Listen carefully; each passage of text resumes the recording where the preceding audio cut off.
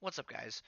So the state of the beta for April 25th for MTG Arena was released today during the preview stream. They are previewing the Dominaria stuff, all of the cards and whatnot. They're just kind of showing off what's going to be happening tomorrow when the patch goes live. And then there was some streamers today afterwards that were doing some stuff, and I got to watch some of that, which throughout the day, which was really cool. But we're going to go through kind of the state of the beta real quick, and we're going to talk a little bit about it. I'm going to give my thoughts on some of this stuff because it's very interesting and there's a lot of controversy. I've talked to some people already about it, and it's up in the air right now. But so let's go through it real quick, and I'd love to hear what you guys think about it. So Dominaria content's coming tomorrow. Obviously, we'll see new visuals, music, and Dominaria Battlefield as well as the cards, which is cool. Got to see a lot of that on stream. I'm sure if you go back and check through some of the VODs from some of the streamers that are out there, I think I know Amaz and Crip, Trump. I know a bunch of those guys. I know Reed Duke, I think, was doing some stuff. Check those out. Those VODs will have some of the what basically we're going to see tomorrow, which is cool. Events are coming. So there are two different kinds of events that are coming to Arena: Quick Constructed and Quick Draft. And they actually released a schedule,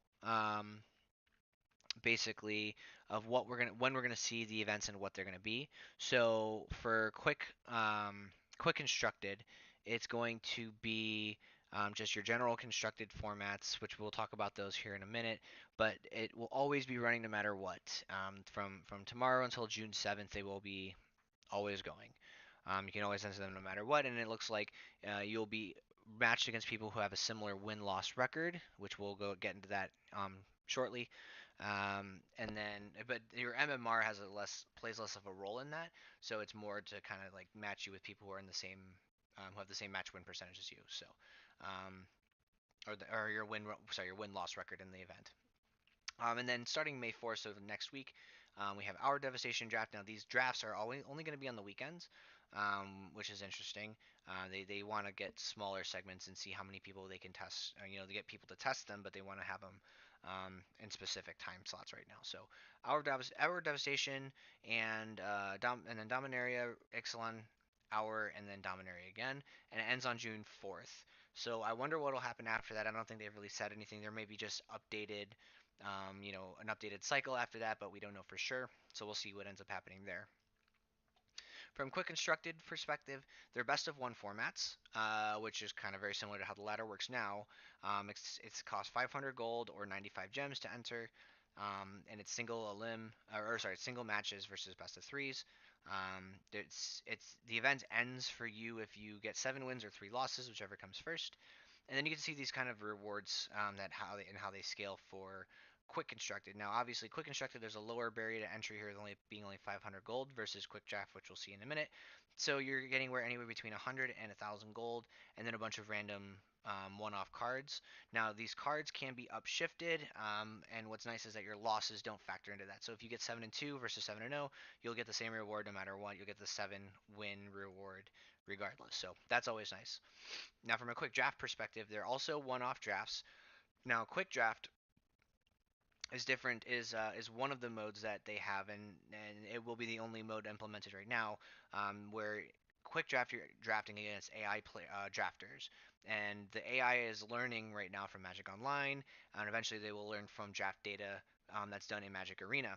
So they will be learning as time goes, and we'll get to see exactly how quickly they're learning and what kind of data the Wizards was able to really implement into the AI. So that'll be interesting. The other kind of drafting is your pod drafts, which is just your normal 8-man draft against a real person type thing.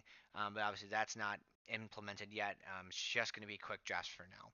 But once you're finished drafting, you build your deck, you play against actual people at that point, just like in a regular event. And then again it goes. There's single matches. Now the entry fee on this is much steeper. It's 5,000 gold or 750 gems, which we'll talk about what this translates to in actual real dollar amount here with the gems shortly. But it's 5,000 gold, 750 gems. You go 7 wins or 3 losses, whichever happens first. Now, these wins or these rewards scale a lot better than the ones for constructed. No matter what, you're always going to get some number of gems back, which is good, which is great. And then from a booster packs perspective, you will always get 1 to 3 8 card Dominaria boosters. Now, the draft, you get 14 card boosters. They're full actual boosters without the basic land. So that's kind of nice. It's a nice little dynamic. But from your prizes, you will always get 8 card boosters, which are like the ones you can buy from the shop. And you'll always get 1 to 3 of them randomly, depending on how the dice roll. And then you'll always get the cards that you drafted from you picked up in the draft. So you'll get a bunch of cards, some packs, some gems. Not too bad. Now, um, what's interesting to me is that these are these are always statically random. And I feel like these probably should be slightly different. Like the pack rewards should be slightly different and should be slightly more solidified when you get higher up the chain. Now, don't get me wrong, you're getting 950 gems. You're making 200 gems if you go full 7, right? So if you get one booster pack, I mean, it's not the end of the world, but it still kind of feels bad. Like you feel like you should get some sort of more slightly more guaranteed reward out of that, because you could go 0 wins, get three full booster packs. Where does that fall? I mean, we'll see what ultimately what a 3 booster packs translates to here shortly as well. So economy updates for tomorrow. Everyone who logs in tomorrow is going to get 3 Dominaria boosters as well as a free Mythic Wild card, which is great because the economy was a little whacked out on the last update, so they're kind of fixing some of that stuff. Now here's where the big changes start to come in. Your daily wins now, instead of your first win, instead of rewarding 200 gold, now does 250, and wins 224 will be 100 gold. So you'll get 550 gold a day from your first 4 wins of the day. Now your quests will give you between 500 and 750 gold versus the 225 to what I think it's like 300 or 350 gold or something like that right now.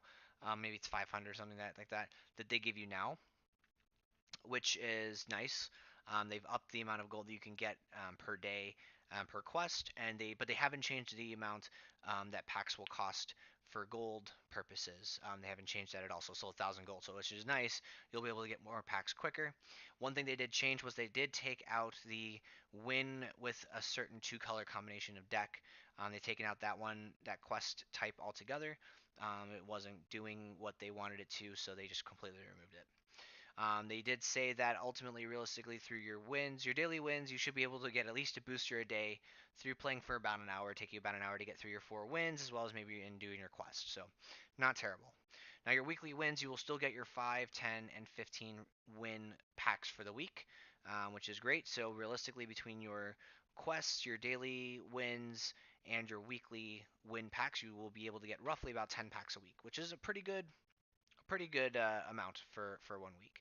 Now, one thing they did change to kind of compensate the amount of extra packs and extra cards in the wild is that they're removing the individual card rewards. So you're no longer going to get a random card from your daily wins as well as from your vault, which makes sense. They have to counteract that some way.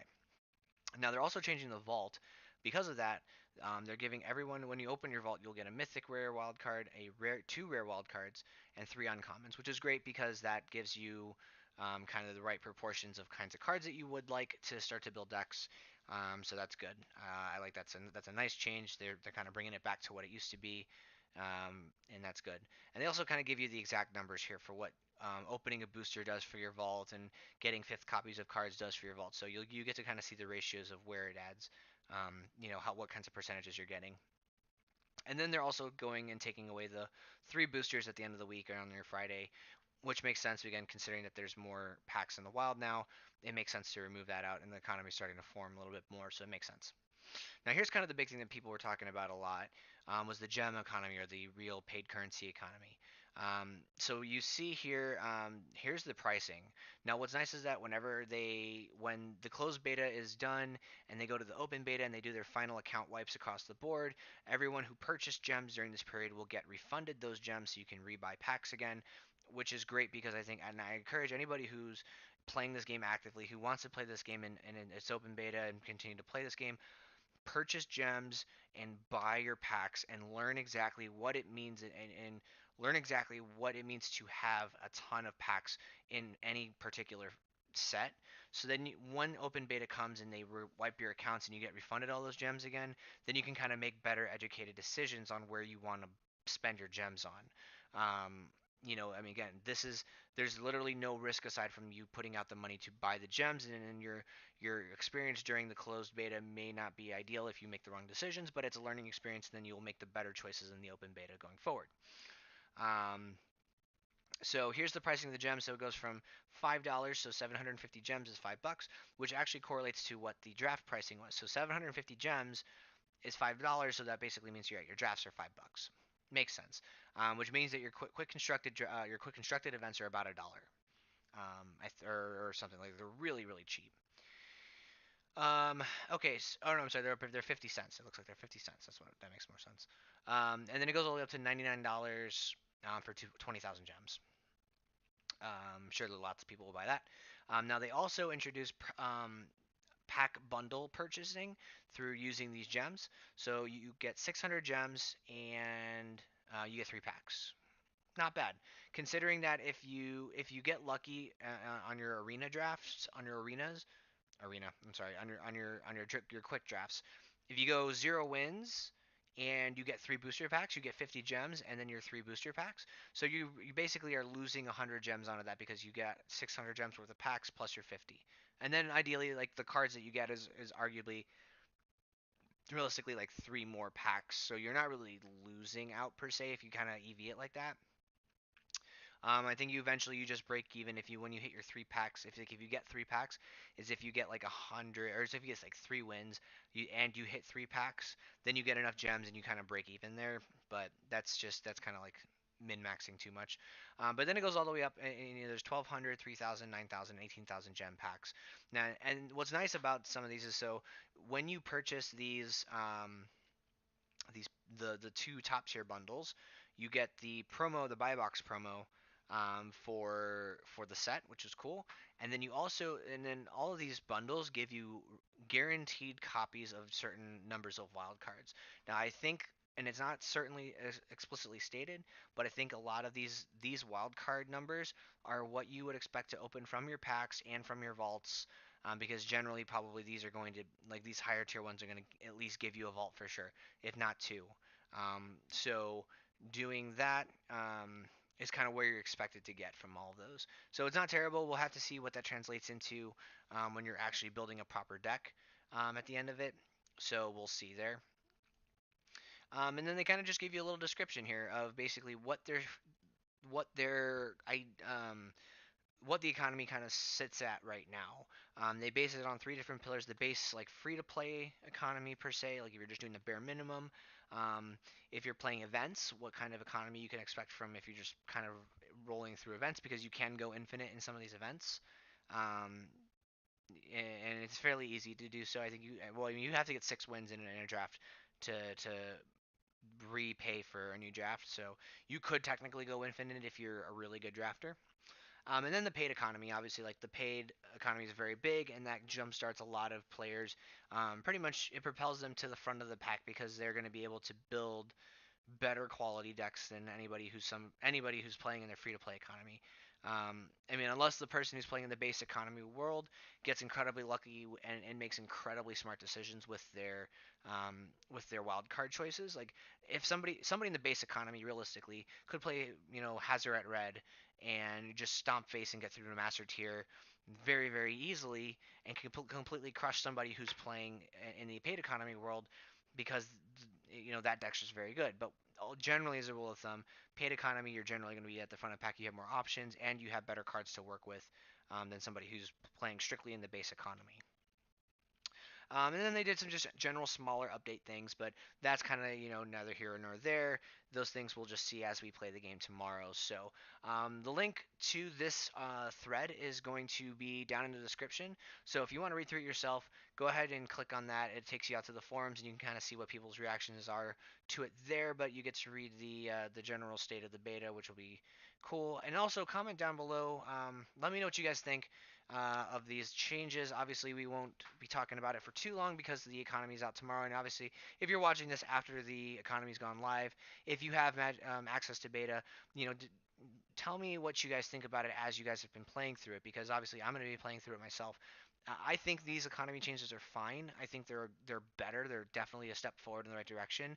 And I think that ultimately these they will end up at some iteration of this economy. I think this economy is very much feels more flushed out and more thought out than what it was before. So I think again they're going to iterate on this in different stages, making small tweaks here and there to what the economy looks like, and they'll end up on this at some point